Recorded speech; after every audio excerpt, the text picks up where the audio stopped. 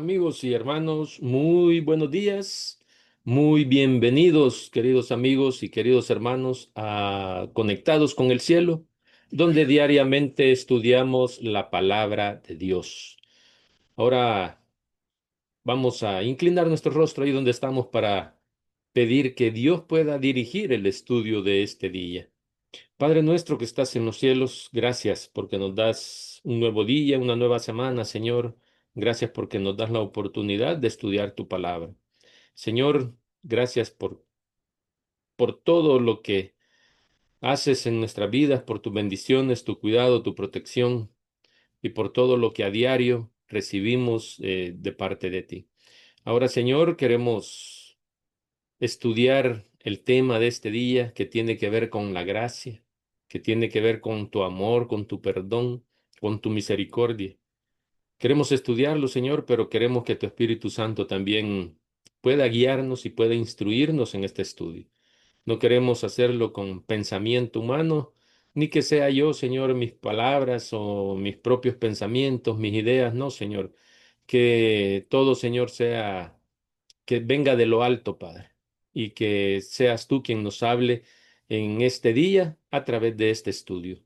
Bendícenos, Señor, y guárdanos durante este día. Esa es nuestra petición, Señor. Y aquellos que necesitan salud, necesitan que tú te manifiestes en su vida, Señor, los ponemos en tus manos. Tú ya sabes, Padre, a dónde hay necesidad, Señor, pero también quieres que dependamos de ti y que reconozcamos que tú eres el Dios sobre todo Dios. Gracias, Señor, por tu amor y gracias por tu misericordia. Oramos en Jesús. Amén. Bueno, ya llegamos a un nuevo inicio de semana y Para este el estudio, trimestre para... está en las lecciones de Josué acerca de la fe. Vamos a través de lo largo de este trimestre, vamos a estudiar y vamos a seguir estudiando acerca de esas lecciones de fe que encontramos en el libro de Josué. Y hoy estamos ya en la lección número 2, sorprendidos por la gracia. Lección número 2 que comienza Domingo hoy, 5 de octubre, y tiene como tema para hoy segunda oportunidad. Eh, con Moisés como líder, el pueblo de Israel estuvo frente a Canaán, estuvo en la frontera de Canaán, pero por su terquedad, por su necedad, por su rebelión, eh, por no estar preparados, fracasaron en su intento por llegar a la tierra prometida. Y fueron llevados de esa manera al desierto para ser preparados, ¿verdad? Y ahora, una nueva generación, porque esa generación eh, rebelde que salió de Egipto, ya después de los 40 años ya no estaba, ¿verdad? Entonces, ahora una nueva generación estaba siendo liderada ahora por Josué. Josué era el líder ahora y tenían ahora una segunda oportunidad para poder conquistar la tierra prometida. ¿Volverían a fracasar los israelitas? No lo sabemos. Bueno, sí lo sabemos, sí sabemos lo que pasó porque sí sabemos la historia, ¿verdad? O lograrían el cumplimiento de la promesa que se hizo a nuestros padres, a Abraham, a Isaac y a Jacob. ¿Qué iba a pasar? Leemos el texto bíblico para el estudio de hoy que está en Josué 2:1 y dice ahí, Josué hijo de Nun envió desde Sitín dos espías secretamente diciéndoles, andad, reconoced la tierra y a Jericó. Y ellos fueron y entraron en casa de una ramera llamada Rahab y posaron, perdón, allí. Ahí posaron ellos en la casa de Rahab, de esta ramera. Y dice que el versículo que los envió de Sitín, y es el mismo lugar donde años atrás Moisés había dado también la orden para eh, que 12 espías fueran a investigar, fueran a espiar también la tierra prometida. Y ahora Josué estaba repitiendo ahí mismo en ese lugar. donde habían fracasado anteriormente, ahora ahí mismo Dios les estaba dando la oportunidad para vencer. Y es que así es, y ahí tenemos la primera lección. Donde nosotros hemos sido derrotados, donde nosotros hemos fracasado, Dios nos vuelve a dar la oportunidad, una segunda oportunidad para poder vencer ahí donde fracasamos. Porque Dios quiere que nosotros seamos vencedores en su nombre. Y por eso ahí sacamos la primera lección y ahora de ahí mismo de Sitín estaba ahora Josué enviando a estos dos espías. En Números 13 leemos la historia de estos 12 espías, ¿verdad? Que cuando Moisés los envió a reconocer la tierra de Canaán. Y sabemos todos cuál fue el informe de estos 12 espías. Dos fueron positivos y 10 informes fueron negativos, ¿verdad? Entonces, ahora la misión era la misma. Josué estaba repitiendo la misma acción que había hecho Moisés cuando estaban en la frontera de la tierra prometida. Y estos espías debían también ahora presentar un informe de lo que ellos iban a ver, de lo que ellos iban a averiguar, a espiar, a investigar. Y sobre ese informe, Josué y su equipo tenían que tomar una decisión, ¿verdad? Sobre ese informe que estos dos espías iban a presentarles. Estos dos hombres enviados eh, fueron dirigidos y protegidos de un modo notable, ¿verdad? Debemos tener claro que la fe en las promesas de Dios también no reemplaza la diligencia humana y el esfuerzo de nuestra parte también, ¿verdad? La promesa de Dios no lo reemplaza. Si bien era cierto, ahí estaba la promesa, Dios les había prometido la tierra y ya les había dicho que la iban a poseer, pero eso no reemplaza tampoco la diligencia humana, no reemplaza el esfuerzo que el hombre también tiene que hacer. No es de solo ahí está la tierra, tómala, no, tenían que hacer algo. Lo mismo sucede hoy en día con nosotros. Ahí están las promesas, la Canaán celestial, pero también nosotros tenemos que hacer un esfuerzo, ¿verdad? Entonces, eh, nuestra diligencia y nuestro esfuerzo es un complemento para las promesas de Dios. Josué tenía plena fe en Dios. Josué confiaba plenamente en Dios, pero también tenía que hacer todo lo que estaba de su parte y asegurar de esa manera el éxito del ataque que iban a realizar para poder conquistar esa tierra. Era un general, Josué era un general, ¿verdad? Y había aprendido que no debía entrar a una tierra extraña sin antes explorarla. ¿Verdad? Recordemos que Israel había pasado 40 años dando vueltas en el desierto. Israel, por su rebeldía, Israel fue llevado al desierto para pasar 40 años ahí, ¿verdad? Y, y el ejército de Jericó había tenido tiempo de reforzar su armamento y hacer todos los preparativos para esa guerra, porque sabían ellos que tarde o temprano Israel iba a conquistarlos, ¿verdad? Entonces, eh, la gente de Jericó ya había escuchado que Jehová había liberado a los israelitas y que también ya habían cruzado el Mar Rojo, ¿verdad? Y que los había ayudado a cruzar el Mar Rojo. Y una de las formas de no llamar la atención de los espías, una manera de no llamar la atención era entrar en la casa de una mujer como Rahab, ¿verdad? La casa de una ramera, un lugar público, la casa de una prostituta, un lugar público. Para no llamar mucho la atención, esa era una buena estrategia, ¿verdad? Entonces, y sobre Rahab, que ya conocemos la historia, por supuesto, Elena de Guay escribió lo siguiente en Patriarcas y Profetas, en el capítulo 31, titulado Esperanza para los paganos. En la página 273, ella escribió lo siguiente. Mientras avanzaban, las huestes de Israel comprobaron que las había precedido el conocimiento de las obras poderosas del Dios de los hebreos y que algunos de entre los paganos iban aprendiendo que Él solo era el verdadero Dios.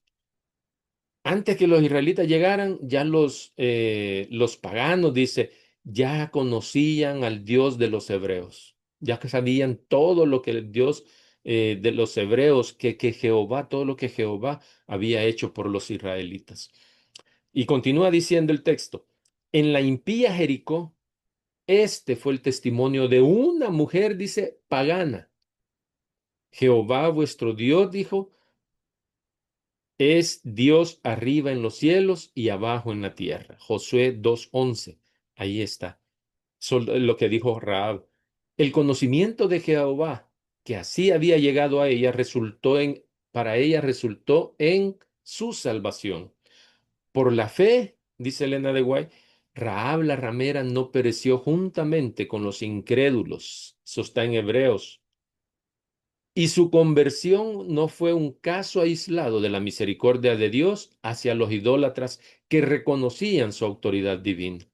En medio de aquella tierra, un pueblo numeroso, el de los Gabaonitas, renunció, dice, a su paganismo y uniéndose con Israel, participó en las bendiciones del pacto. Miren, qué maravilloso es el amor de Dios, qué maravillosa es su misericordia, su gracia. ¿Verdad? Entonces, Dios también tenía un plan para rescatar a Rahab y a su familia. Y usó a los espías para poder hacerla partícipe de la promesa. Y por fe, Rahab también se unió al pueblo de Israel, así como los Gabaonitas, ¿verdad? Se unieron a Israel para poder ser partícipes de las bendiciones del pacto. El comentario bíblico adventista dice sobre Rahab algo muy interesante, ¿verdad? Y nos demuestra que tenemos un Dios de segundas oportunidades, de muchas más oportunidades, ¿verdad? Dice el comentario bíblico adventista, el oprobio de su vida anterior, o sea, la vergüenza de su vida anterior, refiriéndose a Rahab, la siguió, dice, siempre. Imagínense, el oprobio o la vergüenza de su vida anterior la siguió siempre, porque siempre se le ha llamado ramera. Su caso enseña tres grandes lecciones, dice el comentario bíblico adventista. Número uno, un gran pecado no impide el arrepentimiento, ¿verdad? Y eso es lo que Satanás muchas veces quiere hacer en nosotros, ¿verdad? Que es un gran pecado el que hemos hecho y que Dios no nos va a perdonar, que Dios no me va a poder perdonar lo que yo hice anteriormente. Mentiras, aquí podemos ver un gran pecado, ¿verdad? Como el de Rahab, como la vida que Rahab había llevado, no impide el arrepentimiento. Y número dos, muchas personas que antes de su conversión eran impías, pueden después distinguirse como héroes de la fe. Y eso es lo que sucedió con Rahab. Dios la utilizó, ¿verdad? Para salvaguardar la vida de los espías y que pudieran regresar con el informe a Israel. Ella fue una heroína de la fe. Número tres, la reputación que una vez se establece puede seguir a una persona mucho tiempo después que el arrepentimiento haya borrado sus pecados. Y eso así es, y así va a ser. ¿Verdad? Esa reputación que una vez eh, tuvo, la va a seguir por mucho tiempo después que ella se haya arrepentido, ¿verdad? Después que ella se haya arrepentido y que sus pecados hayan sido borrados. La gracia, mis queridos hermanos, no se basa en el mérito humano.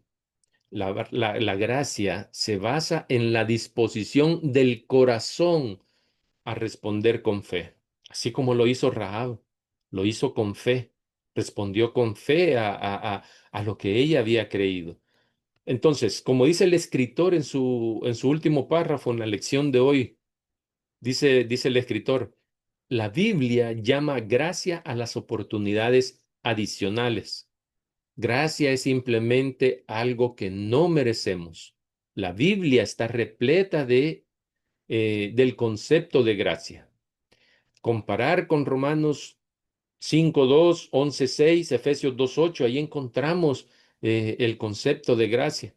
Dios ofrece misericordiosamente a todos la posibilidad de un nuevo comienzo. Pedro mismo experimentó esa gracia e instó a la iglesia a crecer en ella, a crecer en gracia, dice 2 Pedro 3:18. Y las noticias son aún mejores. Tenemos mucho más que una segunda oportunidad. ¿Qué sería de nosotros? Termina diciendo él. ¿Qué sería el escritor? ¿Qué sería de nosotros si así no fuera? Imaginémonos Pedro, el pecado de Pedro, negar a Jesús. 3 veces lo negó y fue redimido. Él se arrepintió de corazón. ¿Y qué hizo después en el Pentecostés? En su sermón dice que se bautizaban miles. Miles se bautizaban en su sermón.